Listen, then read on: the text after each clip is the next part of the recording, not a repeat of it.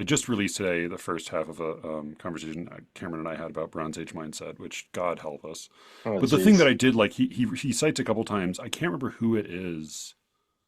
Well, it may have been Napoleon. I can't remember. It was some sort of great figure from history who was quoted as saying like, "If I could not be Alexander, then I would be Diogenes." That's the Western holy fool, which is like the holy asshole. But I did like in a way. It's like I respect that sentiment. If maybe I seek to be Alexander, but like I have a lot of respect for Diogenes.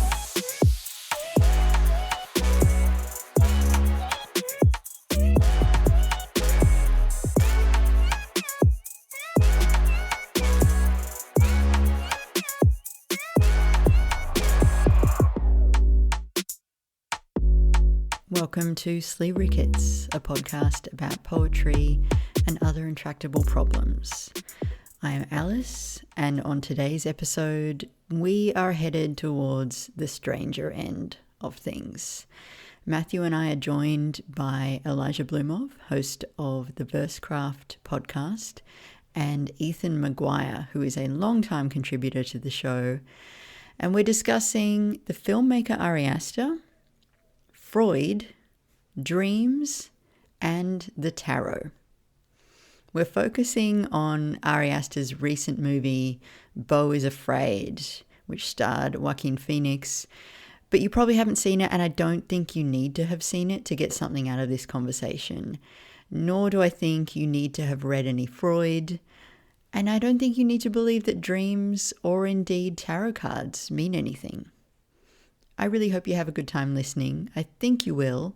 And if you enjoy this first hour of strangeness, things are even weirder in The Secret Show, which I'll say more about at the end. But before we get to any of that, we begin with an important health update about Matthew's dog, Echo, and surrounding wildlife.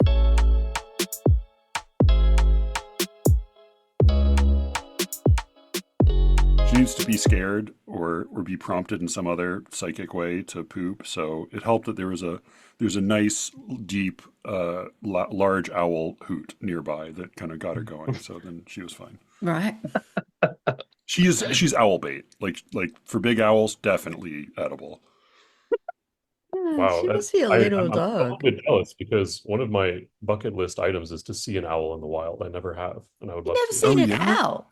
come to my No. neighborhood. There are a ton of them. My first week here, I went to take the garbage out, and there was a giant fucking white owl staring down at me from the tree right above the where the garbage Uh, was. I just Mm. stopped and was like, looked at him for a minute, and then went back in because I heard about the staircase thing. I was like, it's an off chance, but I'd rather not get murdered by an owl. how numinous! I would love to. I would love to see an owl. That's so Yeah. cool. I've spent many times growing up being absolutely scared as a kid, terrified of the screech owls Oh yeah, because they yeah. They they just sound sound totally so different. odd. Yeah, I mean they can even sound like a baby crying or like all kinds of weird noises they can make Right. That's fucked up. Like that out in mountain the middle of lion the call. woods, and it's like you Yeah. hear a baby crying. It's like an owl. No. It's like what the fuck? Welcome to Owl Chat. We're going to talk about, This is Echo was afraid. Echo was sorry, afraid. Yeah. Echo is Afraid. We're going to talk Yeah. about Beau is Afraid for, I'm hoping, like not that long, um, which is Ari Aster's 2023 movie starring Joaquin Phoenix. Ari Aster, obviously the guy who made Midsummer and who's just recently teamed up with Joaquin Phoenix again to make Eddington. Um, Matthew and Elijah watched this movie and both had totally separate, like opposite responses, I think. And I had like a response somewhere in the middle. And Ethan, you watched it as well. What did you think? Let's start with you. Well, I hated it. But I Okay. did watch it when it first came out. Oh, okay. Yeah, I mean, it divided people clearly. It's like got a heaps of 5 stars and heaps of 1 stars. I think it's a movie that you have to relax into. Like if you sit there trying to understand everything that's happening, you're going to go mad. It's just really funny. It's so funny. It's just hilarious. It's just like one of the funniest things I've ever seen on screen. Did you find it funny after that first 45 minutes, sort of everything The gets first 45 worse? minutes are pain, like truly, it was like I felt like if I didn't know I was laughing, worried that I had a heart attack. I had like intense, aching, cramping pain in my chest, and like like tears rolling down my face. Oh, After that, the sequence with shoot, what's her name? Great actress, and Nathan Lane. I can't remember her name. Amy something maybe. mm. Amy Ryan. Um, Amy Ryan, yeah, terrific actress from The Wire, among other things. Yeah, I mean that sequence was terrific. It was not as hysterically funny, but it had a lot of really funny stuff in it, and the ending was amazing. The paint drinking scene Mm. was just horrifically Oh, funny, God. so sick and so funny. So yeah, I mean I found a lot of it very funny, and then the long Charlie Kaufman sequence I enjoyed. I mean Okay. it's not a Charlie Kaufman sequence, so that's what I thought of it as. And then the ending totally, I thought like Parker Posey was like a scene with her is always fun and she was great. I know this is not a podcast where we talk about people's appearances, but like she's like a woman in her mid 50s who got extremely naked on screen and she looks amazing. Like she's Parker just Posey, so please winning, just call so me. appealing, so in every way, just the Mm. best. Yeah. But so like that scene was great. The thing for me is like I don't care about you gotta stop and rephrase this. It's not that I don't care about mothers. I love mothers. I have a mother. I am married to a mother. But I don't get like mother angst doesn't move me. And so the stuff about the evil mom, the whole ending thing, like I don't well, I don't care. It doesn't mean like so for me it was a 3 hour filmic container for like three and a half great short films that were vaguely related to each other, and then some other stuff that I didn't care about. So that's kind of how I experienced it. My brother just loved the whole thing start to finish, but he also has a strong feeling about mothers and evil women. So that's a different story. Elijah, you look very skeptical there. Oh, I was you can cut this if you want, if you don't want to talk about it on air. But I've noticed, Matthew, that you almost never talk about your mother on Sleeper. You mentioned your dad a lot. Is there a reason Yeah. for that? No, not especially. I mean, I have a fine relationship with my mother. They were both good parents, loving, took care of us, provided for us. No abuse, no badness. I don't talk in the same way with her that I talk with my dad, which is like a obsessive, neurotic, autistic, hyper, like nerdy male. Like I sent like for his birthday, my siblings and I got together. We sent him a book, like Josef Alber's book, Interactions of Color, which is like a hyper esoteric color theory book. Because that was something that came from. I think it came up in our conversation on the show, and like that's the thread of conversation I have with him. My mom is a wonderful, wonderful grandmother and was a loving mother to us. I don't Yeah, no, I mean I don't have anything bad to say about her. We don't talk about books very much, I guess would be the difference. Does she have an artistic background? Because I know you always talk about your She has a literary background. She was a history major, double a history and English major, and got a advanced degree in. She's a reading specialist, so she taught English and was specialized in learning disabilities and specifically reading disabilities as an educator, and is now retired and is a got she did another non-degree course of study for 4 years at Sewanee in theology recently. Wow. Yeah, I think she and her husband are now Episcopalians. She kind of eventually joined the same church my uncle did when they left the Catholic Church for being super sexist, mostly among other things. And they're happy Episcopalians. And she has a loom and she weaves on her loom a lot. So no, she's wonderful. Yeah. I guess it's appropriate that we're going down the mother route, talking about this movie. I wanted to quote this little like Ari Aster's description of it is that it is a hellish Freudian picaresque. But I think he's using the word Freudian there just as Hmm. like to say it's a movie about a man's relationship with his mother. Well, there is actually a castration scene in the movie, though. There's a what scene? A castration scene. What is Yeah. that? I forgot. But I mean, there's a when lot the of like dicks and balls in the movie, and oh yeah, that's you true. know, Where you murder the dick, you murder the giant when penis. Yeah, when the father in the attic is revealed he's as a huge literally penis, and then he's like murdered. stabbed to Yeah, death by the veteran guy. which all just felt like it didn't. It like barely registered to me. It just felt like I was watching like some like Japanese cartoon without the subtitles. I was like, all right, whatever. This must mean something to somebody. At that point, you're Um, 2.5 hours into this kind of relentless yeah, it just dream like You're nightmare kind of scape. invested. it like my difference between my levels of interest is like Freud near maximal interest, Freudianism next to none. Hmm. Like I just like Freudian style stuff and Freudian theme like that just it just completely does. I don't fucking care. So the part of this movie that was most Freudian I cared about least. Yeah, I think the movie's definitely Freudian, but not Freud. Yeah, That's kind of like Platonic versus Plato or something like that. Also, didn't really think it was a picaresque. yeah. I think episodic is probably what he meant. Yeah, but I mean, because it doesn't have the kind of characters really. You get a couple of good characters along the way, but not many. I would like to hear because I know Ethan has a whole screed prepared about how much he hates the plot. So I would love to hear that, but maybe before we hear that, since Matthew, you've already introduced your response, do you want to talk a little bit about what you found so funny and why you found it so funny?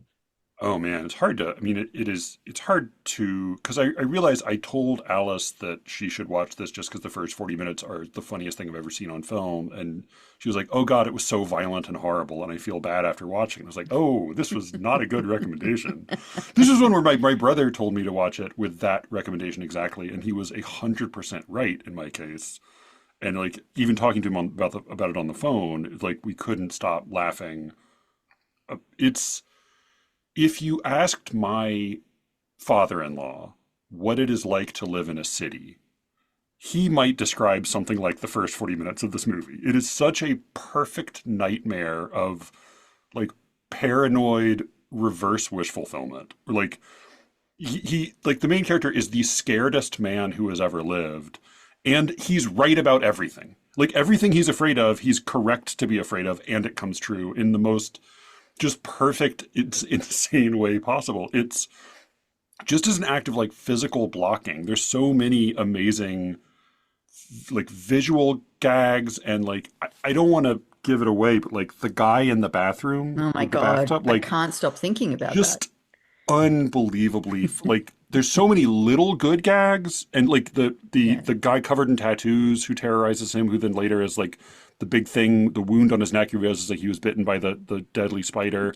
it, like so many good little gags but also just like so many amazing huge visual showpieces like the main character stark naked screaming with his hands in the air begging the cop not to shoot him as the cop screams at him that he doesn't want to shoot him but keeps coming closer and closer to shooting him like it's so absurd it's so sick and cruel and yet his perspective is completely it's not necessarily innocent but it's like hapless and without having deliberately incurred any he hasn't done anything to deserve any of this and yet it's all happening to him like the quick shot of the naked guy stabbing him as he screams why I mean it's hard to convey why that's funny because it's so self-evidently funny all the homeless people going into his because he happened to leave the door slightly too open and all the homeless people pour into his apartment and then shut the door behind them so he can't get in. I mean, it's just absurd, but it's wonderful. The serial killer almost kills him is named Birthday Boy Stab Man. Birthday Boy Stab Man. Right. Yeah. Which they think he is because he runs out of his apartment naked. And so, no, I mean, Yeah. it's like as slapstick, it is just exquisite. The guy, like the young cool guy laughing at it, laughing to try to, like, who's having a hard time explaining to him what's so funny because they're trying to get the guy who's standing on top of the building to jump. And then it's just smash cuts to the dead body on the ground. No, it's horrible. I mean, it's horrible, but like that it is horrible is that it is the funniness of it. The medicine you can't take without water, but then he immediately realizes there's no water in his apartment and his water bottles are empty and the water's turned off, so he can't get any water to the faucet. And he starts looking up what happens online if you take this without water, and the first thing that comes up is an entry that says Remembering John. I love that. It got me there. It really got me there. That was it's fucking perfect. funny. It's perfect. It's wonderful. And the paint drinking scene is dark, but it is. She paints his name on the wall before drinking paint. Just Perfect. Just couldn't ask for it to be better. Ethan, your response to all this? Oh no. No, no, no. Well, like Elijah said, I'm a screed. I wouldn't call it a screed. Maybe it is. No, no. Well, I mean, the funny thing is, I didn't really find it that funny, but hearing Matthew talk about it makes me think it's even funnier than my experience of it. No, no, no, no. Well, just I mean, I did find it like very Freudian and stuff because I know that we were wanting to talk about that, and I do think there's a lot interesting about it, but I mean, my reaction to it has a lot to do with my reaction more to like Ari Aster as a filmmaker, which is something that Elijah and I have talked about a lot. So I mean, I don't really know kind of like if you guys want to go down the Freudian route with talking about it, which, or kind of like our reaction to it, because yeah, I don't know which direction you want to go with that, Whatever Alice. you're most interested, whatever most interests you about it, I would say. Well, let me ask you this question. Yeah, go ahead, Just Elijah. before you begin, if you do you think that if you had seen this movie without knowing anything about Ari Aster or seeing any of his other movies, do you think your response would have been different? Well, I would have hated it a little less, but I still wouldn't have liked it. I mean, Oh, so you hate Ari Aster? well, so when I first saw Hereditary and Midsummer, I did actually think, and again, this is something Elijah and I have talked about, but I thought I liked the direction that Ari Aster was going in, like creatively, because I kind of saw him and a few other people, but mostly like Eggers, with The Witch and the movies he made after that, going in a direction that I thought was really interesting, and that there aren't a lot of American filmmakers, especially currently, other than, like at the time, David Lynch, although he hadn't made a movie in a long time. And that is kind of like sort of like a search of the sublime, so to speak, maybe. Like kind of like just a seeking for encounters with the primitive aspects of the world, if that makes any sense. And with especially with Midsummer being almost like a rewilding of the spirit, kind of, so to speak. But I saw them as both doing this thing to where they're kind of like looking at late modernity from the place where they are as artists, kind of looking back more into the primitive past, or in Astor's case, not necessarily the primitive past, but kind of like the primitive underbelly, that is sort of like anti-modern. And I saw them both sort of as rebelling against, I don't know, maybe you could call it the moral unseriousness of modern life. And that I also saw that being a lot in line with things like what David Lynch has done. And that really fascinated me.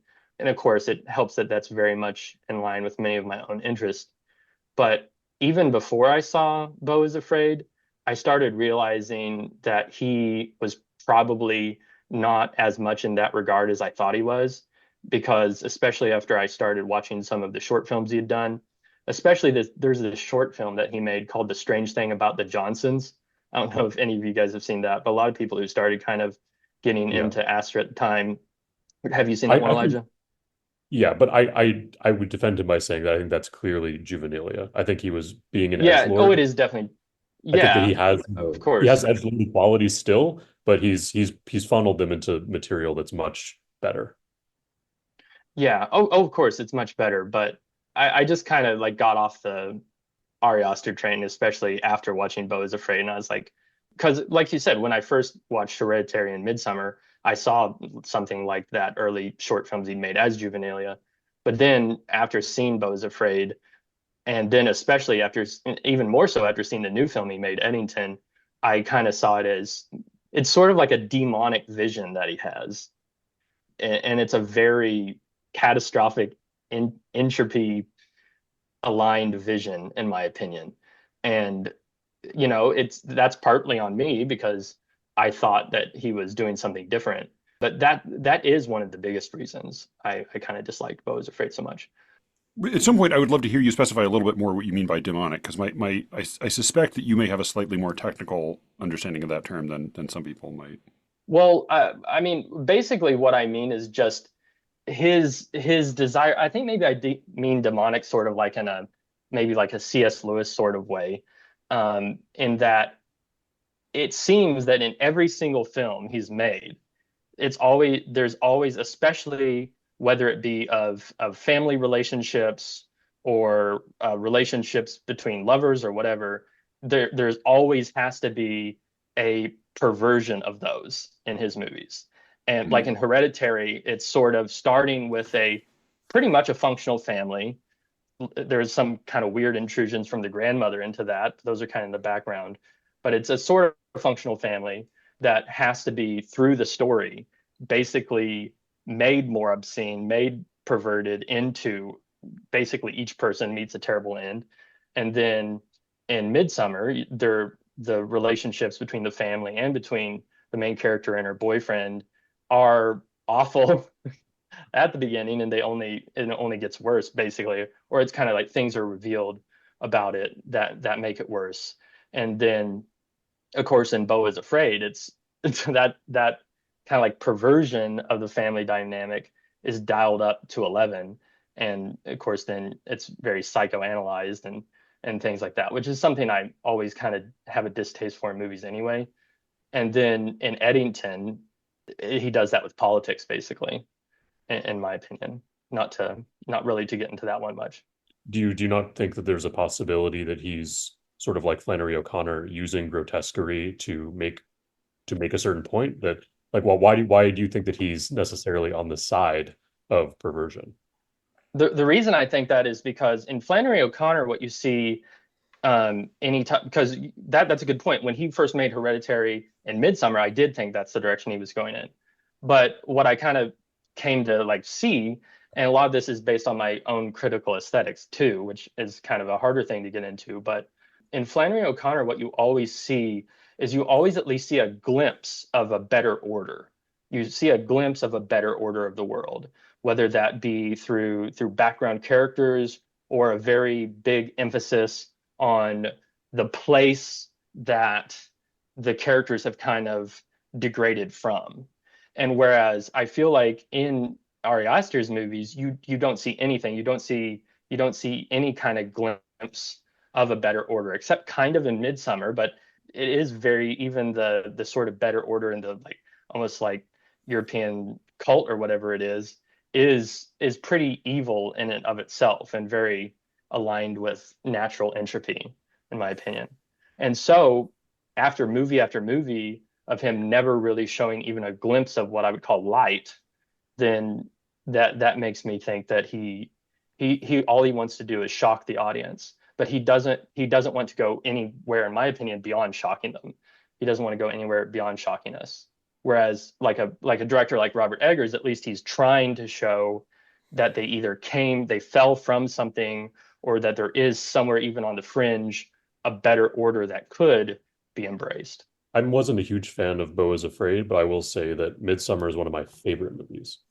And one of the things that really just takes my breath away about it is the moral vertiginousness, the moral limbo that you're left in at the end, right? Because obviously you're not on the side of the cultists, but you're also not on the side of modern life.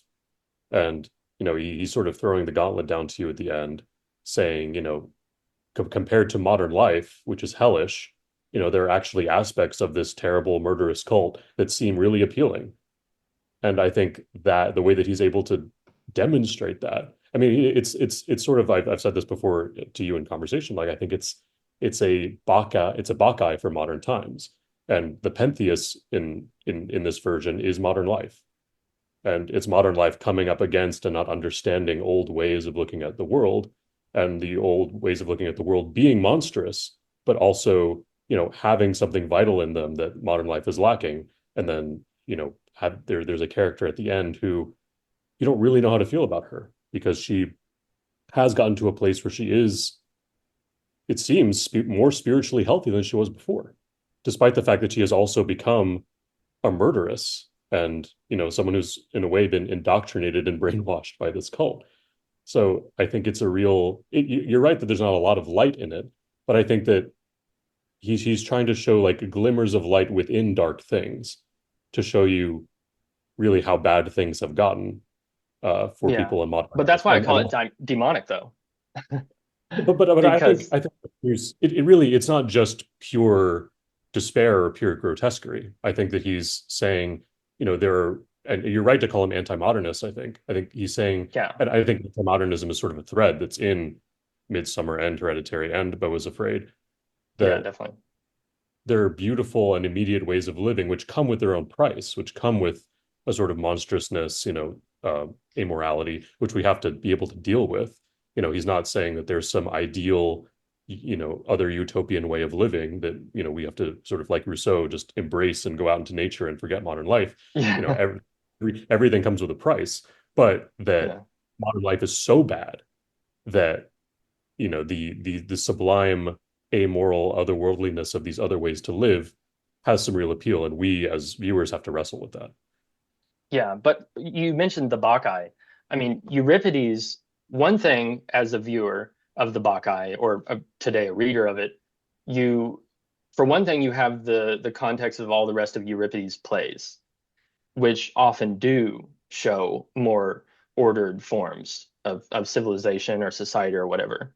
But then there's also the fact that the viewers of the Bacchae would have known how the gods did come to be worshipped, and they would know how that terror and that tragedy would sort of get reincorporated.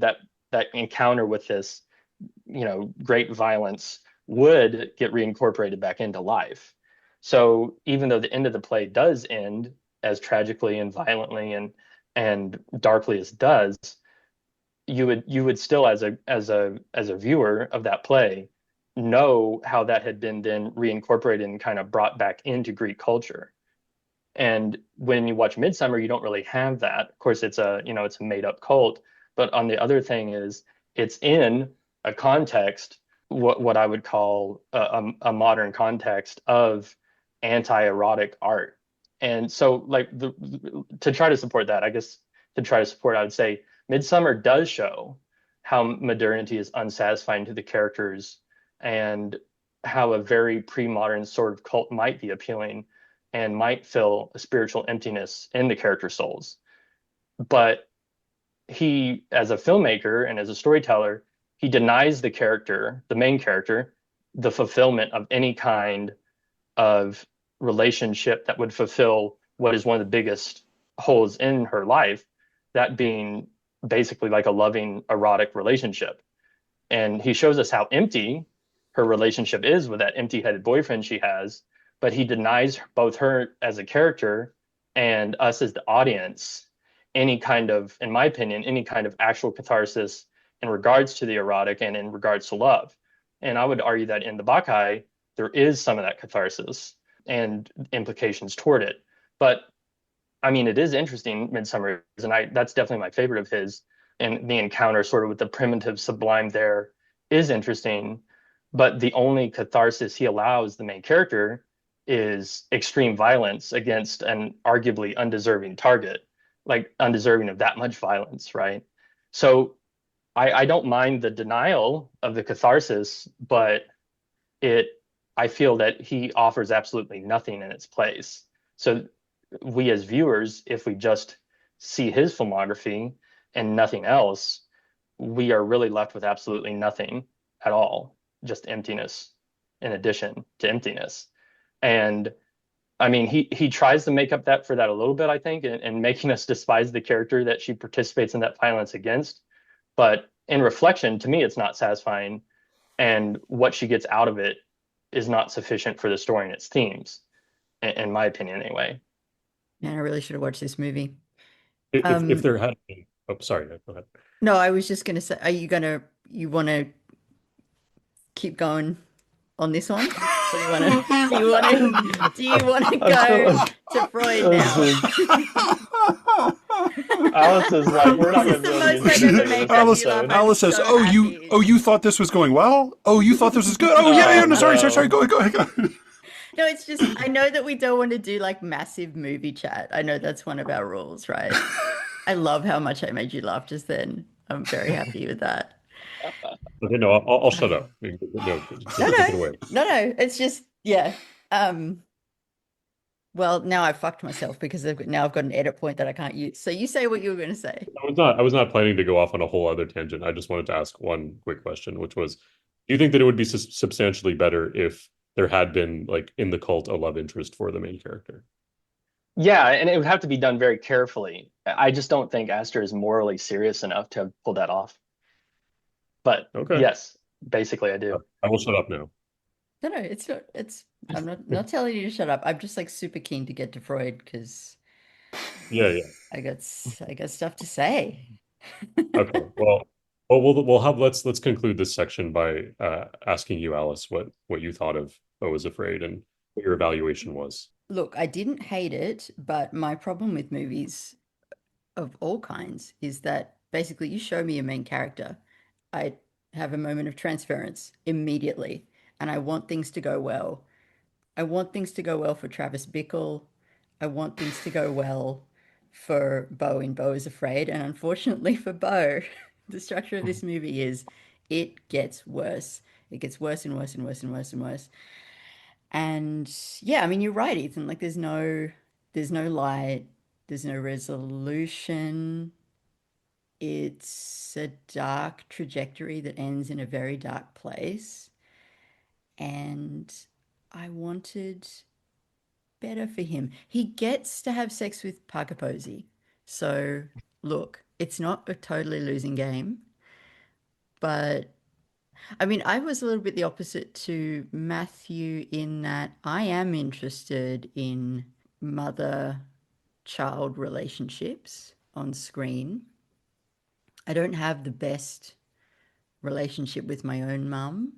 And while she's nothing like the character that Patti LuPone plays here, I very much related to Beau, particularly in that first scene where he's just trying to do right, and his mum basically makes it clear that he can't win. Nothing but like total devotion is going to be enough for her. That's a little bit different to how it is with my mum, but I just really felt the sadness in that, you know, the tragedy in that. And then I wanted him to have a moment where he got to feel like something was resolved, and he basically never gets that. He does seem to face his death with a certain resolve at the very end, which you could argue is some kind, in a tragic sense, a kind of last minute salvation. Like Mm. Yeah, he I is actually like the he's ending of no that. longer afraid at the very, very end. And I'll put in a quick plug for the actress who plays, because Patty LuPone is wonderful, no surprise, but the actress who plays his younger mother, Zoe Lister Jones, is terrific. Like she's fantastic. I didn't really care about that part of the movie, but she's great, and she also did a little tiny movie called How It Ends, which is how I first saw her a few years ago. That's like a little tiny indie movie that yeah, she's just great. She's like very good, very funny, and I was glad to see her do a role in a big screen movie, even if everybody hated it. Not everybody did. I mean, it was split. I think the response was split. All right, well, now that I've made it really weird, let's talk about Freud. I managed to finally finish after a year the interpretation of dreams. I It's a beast. It's a Like it real is a beast. whopper. Like it's not just 500 odd 600 pages depending on the edition, but it's really dense going. Yeah. So it's yeah, that it took a year is not like not freakish. You know? Yeah, well, certainly wasn't coming to it every day, but I finished it while I was on holiday, and I felt like by the very end I started to sort of understand his theory, at least to a degree. And I kind of put together this little diagram that I sent you guys of like how his theory actually works, because the line that you will see about it is Freud believes that all dreams are wish fulfillment, but it's actually a lot more to it. I think the diagram that I've come up with isn't complete. It's probably wrong in some places, but it was kind of the best I could do. And I know, Matthew, you've just reviewed On Dreams, which is his kind of shorter follow-ups, like condensing things. So Mhm. you might have things to add, but I thought just to start with, I could go Yeah. through that, and then you can Yeah, jump yeah. in and tell me where I'm missing stuff. No, I mean So I'd love to hear like your book report on this big weird book, which yeah. it's well, I didn't realize until the very end, and I went back and read all the prefaces, that there had been 8 separate editions. Like he starts out, publishes it, and like nobody buys it. 400 copies get sold or something. And then a couple of years later, interest starts to pick up. And then he's like, oh shit, people are actually reading this. Like he sat on it for a year because he was too scared to publish it. Then no one read it. Then people did start to read it. And he was like, okay, well, now I need to add things. And so by the eighth edition, you have this kind of monster hybrid thing where he's shoved stuff in that he's figured out later, and parts of it feel very disjointed and confusing. But here's what I came up with is my like, here's how a dream happens. So you do start out with a wish. The wish is like the little irritant, the grain of sand in the oyster. It can be a conscious wish or an unconscious wish. So you might have a desire to impress your peers. That's a conscious wish. You might want, you know, your mum to like love you in a more obvious way, and that might not be quite so conscious to you. Then you go to sleep, and in your sleeping state, there's another wish that automatically gets included all the time, which is, I want to keep sleeping. So that will influence your dream. While you're asleep, your conscious and unconscious wishes have to go through this pre-conscious filter, which is kind of like the bouncer. It's kind of like the guy that stands at the door and says, like, oh, you're a bit much. You need to go home and change your shoes. You can't come in right now in that state. So it decides how much of the wish can come through in an unaltered state. If the wish needs to alter, one of the things it can use is the residue from that day's events. So it can be like, okay, I have this wish about my mum. I'm going to hijack my yoga teacher who I saw today, and I'm going to put her in the place of mum in this dream. You also have your sensory stimuli while you're asleep. So Freud does a lot of review at the start of the book of all the other theories that have been written about how dreams work. And one of the things that a lot of people said was it's just the stuff that happens to your body while you're in bed. So he talks a lot about the need to micturate. So you need to go to the Yeah. bathroom while you're asleep. Positions of your body, pillows, bed head, that kind of stuff can influence you. And all that can be used by the preconscious filter to alter the wish so that it's more acceptable. Then you have one more process, at least as far as I've been able to identify, which is censorship. So this is still the preconscious filter working.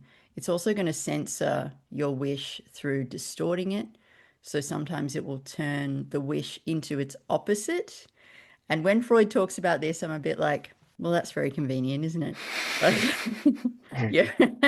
Like at the very start of the book, one of the things he says is, when I outline my theory of wish fulfillment to my patients, sometimes they go home and they have a dream that displays something completely the opposite to what they wish would happen. And then I say to them, well, doesn't that prove that you're actually wishing that I was wrong?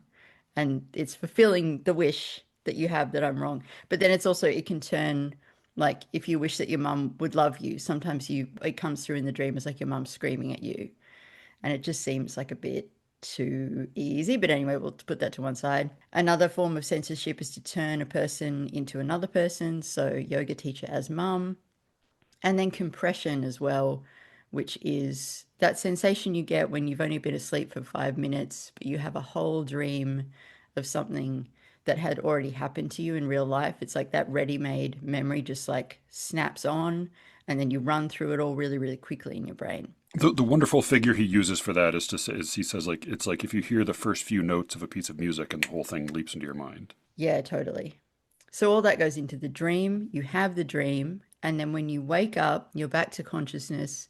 There is a final piece of censorship that happens, which is the forgetting of the dream elements when you wake up. So you can only remember half the dream, and that gets obviously worse throughout the day. So that was my attempt to explain it. What have I missed, Matthew? Well, I don't think you've missed a whole lot. I mean, I might slightly revise I don't think the wish to keep dreaming sorry, I don't think the wish to keep sleeping is a wish. I think that's like he said. The phrase he uses often is that, or the clause he uses is that the dream is the guardian of sleep. So it's that's more of like a physiological need that he would say like the larger function of dreams effectively is to keep you sleeping. Like that probably as we have his account would be like as we evolved, animals need to sleep, but as we evolved our conscious, a complex awareness that turns out to interfere with the need to sleep a lot. Like it does wake us up. It does get us, like it does keep, the same way that like when you're trying to fall asleep and your mind's spinning, it's hard to sleep. And so the dream is basically the brain's way of soothing that and containing it and resolving it in part by giving you everything you long for. So that you stay asleep. You stay asleep. And there are lots of obvious physical examples, as you said, like if you're thirsty, you dream of drinking water. If you need to piss, you dream of pissing, and and so forth. Yeah. When I first started reading it, I had a amazing example of this with my nephew staying at our house, and he was sick, and he woke up and spewed, and then he came to me and he was like, "I had a dream that I was spewing," and I'm like, "Yeah, that's your wish fulfillment." Yeah, your body knew what it needed to do. Your but it was body trying to keep wanted you two things. Yeah, it wanted to stay asleep, but it also wanted to satisfy your need to do that. So, yeah. But what, like as I think your outline and your chart in here is quite an accurate representation, including I think like some of your like uncertainty about how to frame some of this like pre-conscious censorship versus filtering versus editing versus distorting. He, in discussing these, says, I'm not totally sure how this works. I think a little bit of this, and I think sometimes maybe there's like that's built into his account of it. I'll also say that like what you've outlined here, I think is pretty darn accurate, and it is also consistent with On Dreams was a little like 50-page thing he wrote a year later, sort of summarizing the theory of the book as from a psychoanalytic point of view. Like if you're going to be a psychoanalyst, here's kind of what you need to know about my theory of dream interpretation as an overview. And there's some wonderful stuff in it, but reading through it, I was kind of left with the feeling that like this is the least valuable part of this book. That like I think like the basic thesis that like this is what dreams actually are, I think is interesting. I don't think it's interesting medically speaking. I don't think it's interesting as like as soon as you start to put pressure on like, wait, well, why is this the opposite? Or you can just reverse that, or you can just make it be somebody else and it still counts. Like you start to get it like where it feels sweaty and desperate to try to make sense of all these things in a way that I think like it's a mistake for him to do that. I think it's also a mistake to say like, aha, see, isn't that transparently self-serving? Or aha, isn't that silly? Or aha, isn't there a good example of why this whole theory doesn't work? That's the wrong way to approach this, I think. And it's why like a summary of the basic theory is sort of the least interesting part of it, because it is so filled with wonderful writing and musing and imagining of how we think. And what's really valuable about this theory of dreams is not that it is or isn't true. It's that it introduces worthwhile ways of thinking and worthwhile questions to ask. So from my perspective, when I hear this, what I don't think is like, necessarily my dreams, work in this specific way. And if I were to subject them to Freudian analysis, I would be able to piece together exactly what, I would be able to come up with he produces like an italicized statement of what the dream is. I wish that only once I could be loved in a way that cost me nothing. It's his interpretation of one of his own dreams. That to me is not all that interesting. What is more interesting is to say like, I had this very upsetting, strange dream. I had weird feelings about it at the moment. It tugs at me, even though I can't really make sense of it. If I start to ask myself questions about it, and as you pointed out in an email exchange already, like he puts a great deal of pressure on the precise wording. Like he betrays himself a little bit by saying like, oh, well, if you dream of a king and queen, that's your parents. And but his larger point is actually no. The key, like the key in the sense of a key on a map, the key to understanding a dream is the dreamer. Yeah. Because what you're actually doing, he says he is in dismissing the theory of another psychiatrist, he praises the guy's figure, the metaphor the guy uses, because he says that a dream is nothing but like fingers moving, stray fingers moving thoughtlessly over the keys of a piano. Right? They strike notes, but they're not playing music, and it's not. There's no scheme there. In a way, there's something similar to his model, which is like the maybe this may be like pulses of electricity moving through the brain, but it's your brain, right? I can't remember if it's in this book or in Psychopathology of Everyday Life that he uses the figure of the guy getting mugged in the Dark City. Do you remember that? I don't think it's in this one. It must be in the other one. He's basically, he says like if there's a blackout in a city and you get mugged, you go to the police station. You say, hey, there was a blackout. All the lights went out in the city and I got mugged. And they asked you who mugged you. You wouldn't say, well, the darkness mugged me. I was mugged by darkness. You would say like, well, somebody mugged me because it was dark. Right. And he says, like, when neurologists say, like, oh, the dream is nothing, it's just neurons firing in your brain. His response is like, well, yeah, it's just neurons firing in your brain, but it's your brain. And so, like, maybe the fact that they were firing is not meaningful, but what came up when they fired does say something about you. His mistake, I think, is then saying, like, and all you have to do is discover what that is and have your psychiatrist tell you, and then it'll be solved.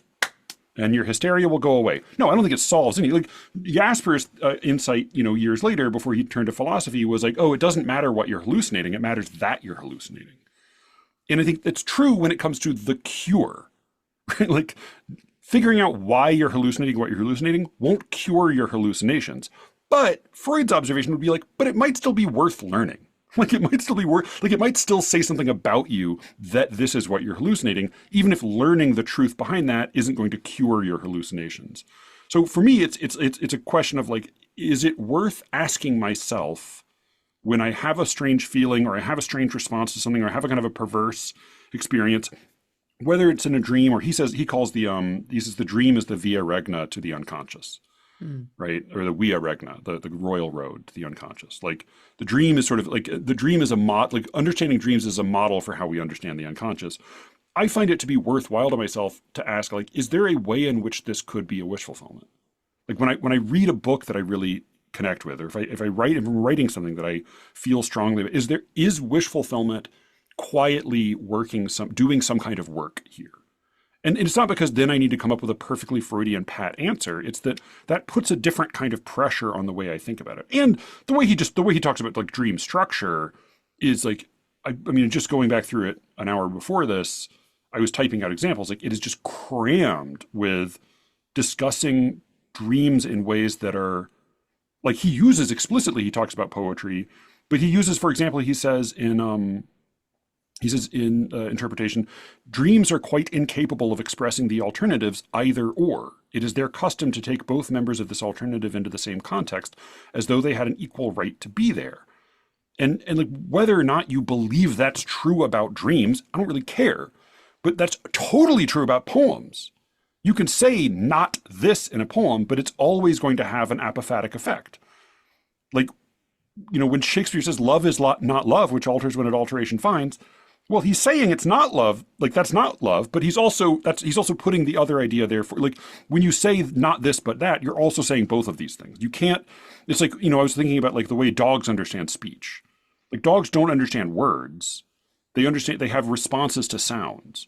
And so if I include the word walk in a sentence, it doesn't matter what sentences it is. It doesn't matter if I'm saying like, boy, it was a long walk to get to the punchline of that joke. She's still just going to hear blah, blah, blah, blah, walk. Even if I say like, we're definitely not going on a walk today, it's going to have the same effect on her. And his point is like, this is some of how dreams work. That like the only logical relation a dream understands is, and also this, just as like everything's in a positive. Everything is likened to something else. And I think like, again, I'm less interested in whether that's true about dreams or whether you can prove or disprove it than I am in like being introduced to that as a way of thinking and asking questions, both about dreams and about, other texts.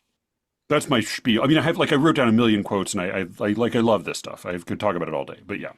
Well, Elijah, do you want to talk about your dream? Sure. Yeah. Yeah. We in our email exchange earlier, prepping for this show, I shared with the class a dream that I'd had a couple nights ago, and Alice has offered to interpret it for me. So this is Yeah. exciting.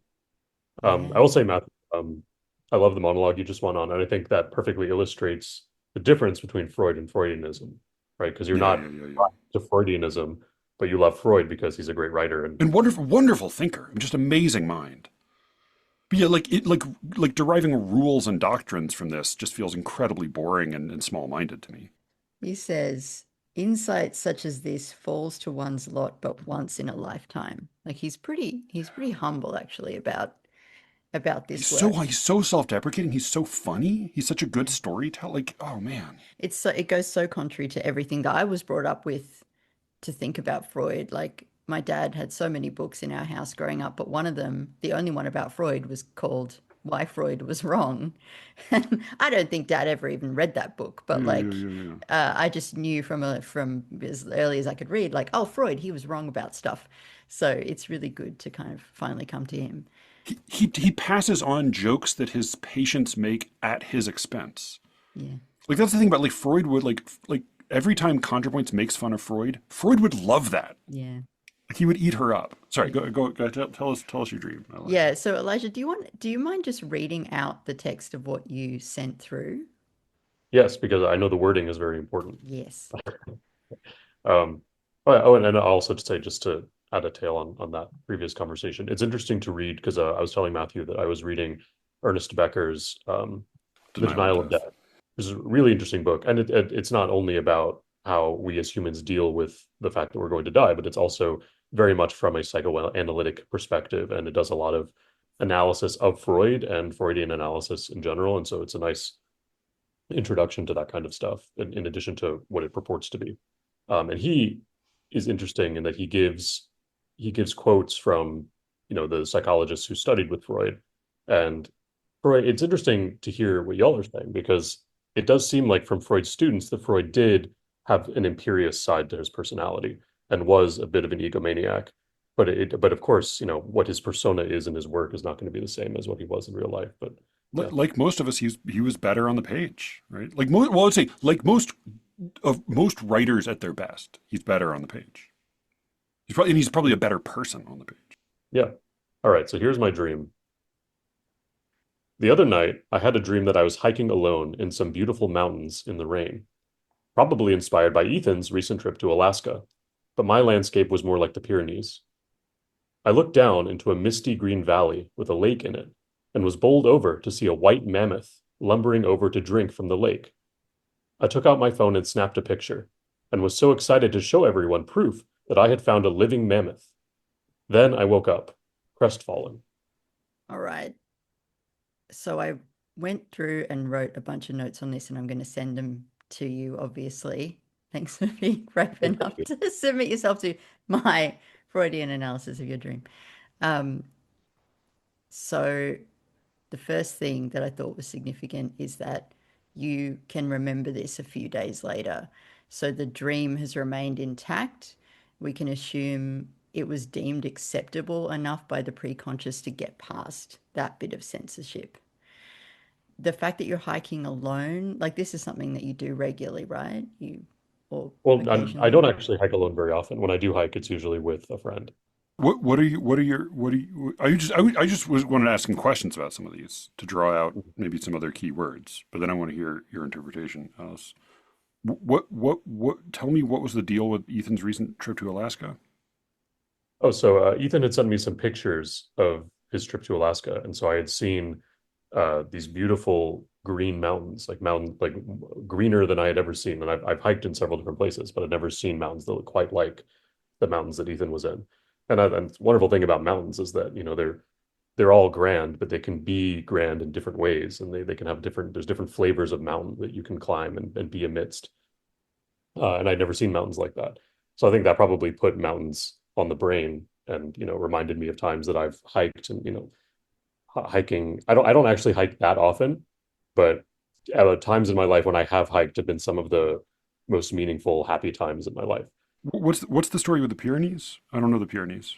So the Pyrenees mountain range between Spain and France sort of forms the border between them. Actually, I mean, not far from where our modern lyric tradition emerged from. I mean, it's very close to the Provençal region, and there's a lot of Provençal culture like right there in the Pyrenees. Um, And I had previously been, I was with my friend David, and we had previously been to the Alps several years before. And I was intrigued at how different the Pyrenees were, even though they're not that far away from the Alps. They have some similar features, but they were overall, there's a lot more lakes. And I mentioned the lake in the dream. There's lakes everywhere. There's like they're not really like full lakes, but they're like ponds. They're all around the range and in the valleys. Very rugged, but also like big, brilliant streaks of green. I mean, it's hard to describe all the nitty-gritty details, and it'd probably be boring to do so. But yeah, it's Sure, an interesting sure. landscape that it's a really cool combination of just like rugged, gnarly rock with like green grass and trees, and then spots of lakes everywhere. What was this thing you saw? I don't know. It was white and a mammoth. Yeah, it was a woolly mammoth that had white fur. Okay.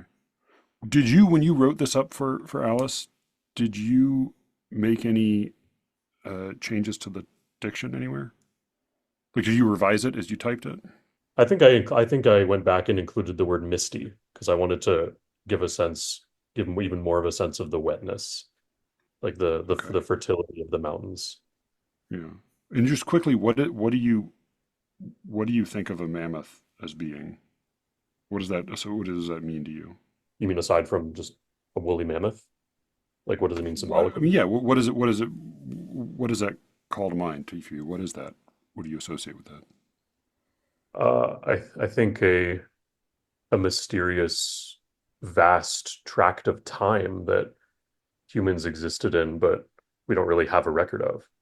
A creature that is large and intelligent and majestic that we've never really had access to as modern human beings. When I was a kid, I I went, like many kids, I went through a dinosaur phase when I was like 3, 4 years old. And I was one of those kids who could name all different types of, the polysyllabic names of dinosaurs and all that. And I think I went through a briefer Ice Age phase as well. And yeah, I mean, the Ice Age is cool. Yeah. It's a really interesting time, and it encompasses most of human history, which we really have very little idea about. Now that I'm thinking about it, actually, I think that one thing that might have been on my mind is like going out for a reason which I will not disclose on the show. I've been reading over lots and lots of world history, and I was reading this book that's basically like it's structured like a timeline, and so it starts with Ice Age Man, and it's just it wasn't a new fact to me, but it's always mind blowing to think about how much time humans have spent on Earth just being cave people. Like it's the vast majority of human history, and it's I think that was also on my mind, and just the sublimity of that length of time, and also of the crazy creatures that were around then, like saber tooths and woolly mammoths and mastodons, and just yeah, it's a different world that we don't have access to, but was very real and was real for a much longer time than modern life has been real, or any life that we really think of as human life. Thank you. Thank you. Sorry, Alice, I want to hear your notes. I just wanted to ask some questions No, first. that's actually really Yeah. helpful. And like, I think you'll hear my notes and then you'll listen back to this conversation. You'll probably get like quite a rich interpretation of it by the end. So you're hiking alone, which is not something you regularly do. I thought about hiking a mountain, climbing a mountain, being overcoming an obstacle or going on kind of like a hero's journey. But in this case, they're beautiful mountains. So it's a beautiful challenge that you're trying to overcome and you're trying to do it by yourself in the rain. So it's weather that most people probably wouldn't say would be ideal for taking this journey, but you're still willing to do it. The conditions are not necessarily great, but you're still going to go for it. I think like the fact that you point to Ethan in the description of the dream is also significant because Ethan is a friend in poetry and music. He's like a fellow traveler in your life. And then you point to the Pyrenees, like you talked a lot just now about the Pyrenees being where our modern lyric tradition emerged from. I think that's very significant. And then you discover this place. You look down into a misty green valley with a lake in it. So you discover a place that is lush and you said like fertile, but it's kind of secret. Like you've discovered it on your own. And I wanted to point to the fact too that you say I was bowled over to see a white mammoth. So the discovery that you make in this place is actually stronger than you. It overcomes you. And the mammoth, I mean, the mammoth is the key to all this. I think it's something that's been dead for a long time. But I thought, and this is my association, not yours, so it might not work. But recently, there are conversations about, oh, we could bring the mammoth back to life. You also just then talked about the whiteness of the mammoth. And I thought, oh, white, purity. Okay, so something old that is pure that you might be able to bring back to life. It's also lumbering. The mammoth is lumbering. So this thing that you've discovered has a lot of strength, but it's not necessarily graceful or very cool. Like it's a bit awkward. And then it goes to drink from the lake, so it gets its sustenance from this like fertile place that is also secret and private to itself. You take out your phone and snap a picture, so you wanted proof of something that was ancient and supposedly dead, although in this moment it is not dead, to bring back to the modern world on modern terms. Then your hero's journey is complete. You've discovered this secret ancient thing, and your wish, the inciting wish, is that you want to show everyone this discovery. And I was wondering, like, we could talk about this at the end, but is the wish to be the one who makes the discovery, or is the wish to make the discovery and then show it to people? And then at the end, I really like that you use the word crestfallen. Then I woke up crestfallen because your conscious mind comes in and says, okay, you can't actually complete this hero's journey. And like crest, as in top of a mountain, peak, also like something that shows power, and then falling, like losing that power, coming down from the peak, like a crown coming off. So to me, this is a very clear dream about the life's work of Elijah Blumov, going back into the past, finding the thing, finding the beauty and the power of the thing that's not necessarily that cool, but could he be the one that brings it back to life? Could he show it to us? And then you wake up and you go, it's actually epic hard. poetry is not just a fossil, it's a real living creature. Yeah. Yeah. And you're right. I caught on exactly what you did, Alice, that the initial disappointment is not, I took out my phone and snapped a picture and was so excited to show everyone proof. The excitement is showing everybody that I had proof showing of a living everyone. method. It was like the disappointment seems less linked to, oh, there isn't, like, mammoths aren't real, than to, like, I thought I had proof. I thought I was going to be able to. And I would say, like what I heard in your account of Ethan's trip to Alaska was that the thing you pulled out of that was that Ethan had showed you pictures of something you had never seen before. Yeah. And part of what you wanted from this was to show him pictures of things he'd never seen before that was like going to make your fucking Green Mountains look like shit, Ethan. Like, I got a fucking mammoth. I also couldn't help but, like, when I asked you about what the mammoth meant to you, the word you used to describe the period of time was tract, which refers not just to land, but also to a piece of writing. And the white of the mammoth, both that maybe is something pure, something, white is, of course, what we do have of mammoths right now is the white bones. But this would be a living mammoth, and it all, and like whether or not it's relevant, it's also the medium in which we operate is the white page. The white page. But yeah, I mean, to me, like, it was funny. Initially, when I read your note, I thought you were just telling us a story about going hiking, and then I got to the mammoth part. And I'm like, wait, all right, what are we? And then I looked back, and then I thought, because I like re-skimmed the beginning, and then I thought it was you were making up a joke dream for us to fake interpret, because this was like that you were like giving us something that would be like an obvious Freudian symbol, and then I realized like it was a real dream, and my thought was, this is so, like, I think as Alice said, like, it's so close to what's already approved of by the conscious mind that, like, what are the like, it's, like for one of the things that's so wonderful and he does it on dreams. I want to say he does it in interpretation of dreams as well, which is like, he's like, let me tell you about one of my dreams. And he gets halfway through it and he says, I have to stop here. Yeah. I got to stop here. Yeah. But then the point he makes is like, it's not that I've chosen a particularly embarrassing dream, and that if I were to interpret it all the way, I would reveal things about myself and others. It's that that's true of every dream. If it bothers to be a dream, if it bothers to need interpretation, he's like children dream of exactly what they want, frankly and nakedly, right? And occasionally adults do that. But usually, if we are bothering to have confusing dreams, especially when they're confusing, he says, it's because there's something we don't want to acknowledge to ourselves. And so it's actually impossible to pick a confusing dream, begin to analyze it, and then realize you're comfortable telling everybody about it. This feels like an odd exception, because one of the very last lines in interpretation is he says we would do well to remember Plato, who said, the virtuous man contents himself with dreaming of that which the wicked man does in actual life.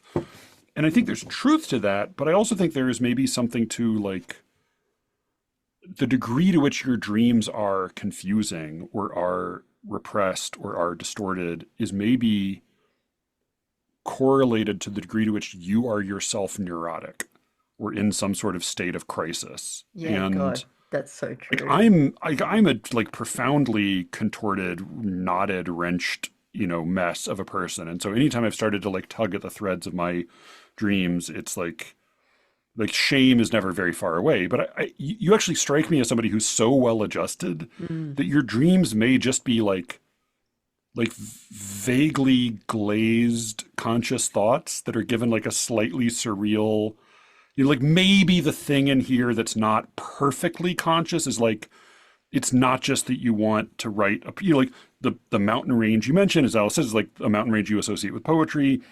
Maybe the slightly impure aspect here, the slightly embarrassing aspect is like, it's not simply that I want to do it for the sake of poetry. It's that I also want to do it for the sake of getting credit and looking good to my friends and getting like Sure. that's. But again, like even that is not an unconscious thought for you. That's something you explicitly articulate. So it made me think like, Alice, are you and I just like broken sickos who have confusing Well, dreams? like And I like said, my last Elijah's dream like was about a too meth good a addict. person, Yeah. right? Like Yeah, like my What, God, I what, would never be able to have a dream this straightforward. Like, yeah, but I mean that, yeah.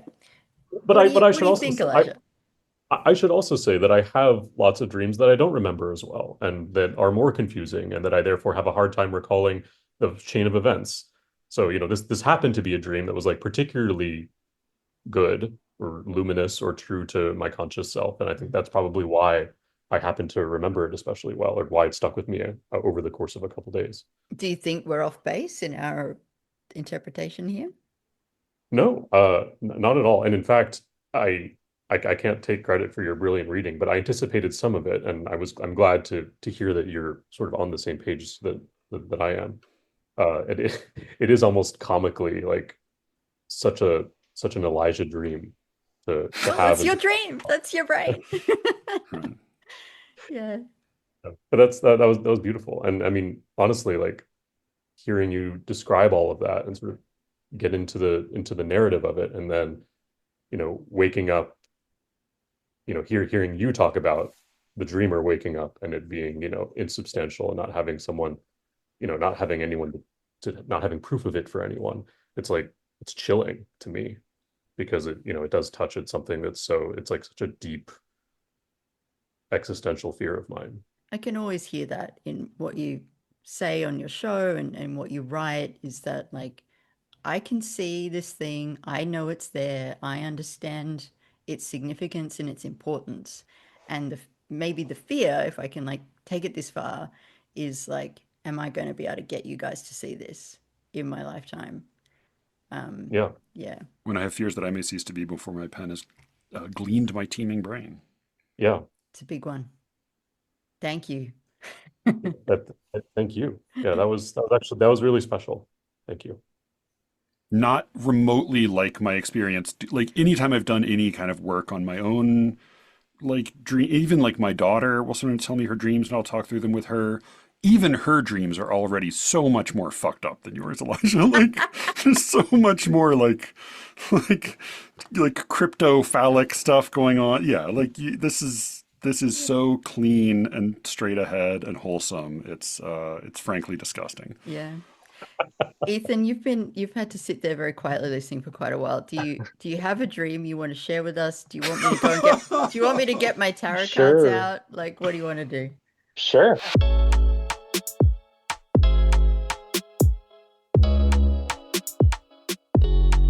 Ethan does share his dream with us. We don't come up with an interpretation so much as ideas towards one, but I think it's pretty interesting. You can hear that by signing up for our secret show. Head to SLEERICKETS.substack.com and pop in your email address. You'll get a week's access for free if you do that. And in a world where everyone wants your money for tiny little bits of content, we are giving you something like 150 extra episodes for not very much a month. I think it's currently $8 Australian, which is what, 50 cents American? I am not going to spend too much time in Alice's movie corner because this is already a movie heavy episode, and also because I barely watched anything at all recently. I did, however, finally pirate and watch Lego Batman. Been meaning to watch it for many years. I loved it, but I'm just a bit, I don't know, fascinated, confused. I want to know from parents who have seen this movie, because obviously it's a kid's movie and it has a lesson in it, and the lesson is ask for help, share your life with others, let people in. But what I'm confused about is, like, is that a lesson that kids need? Like, aren't kids always asking for help? And, like, surely when you're under 10, you're not, like, shutting people out. Or maybe you are, I don't know. Isn't it more of a lesson for the adults watching? I don't know. All I know is that I love Will Arnett so much. And yeah, this movie is a triumph. Before I go, I should also mention that Ethan has taken his notes for this episode. He put together a bunch of notes, which I didn't let him use. He's taken those notes and turned them into quite a substantial Substack essay in which he goes into further detail about Beau is Afraid and Ari Aster's demonic vision. So I'll link to that. We'll link to that one in the show notes. In the secret show, I do get my tarot cards out, which is definitely weird. It's a weird thing to do on a podcast, but it was actually really fun and maybe the most intimate we've been on the show so far, or definitely like top 5. Thank you all so much for listening. You can reach Matthew at any time at sleerickets@gmail.com, and with any luck, we will all be speaking to you again very soon. Until then.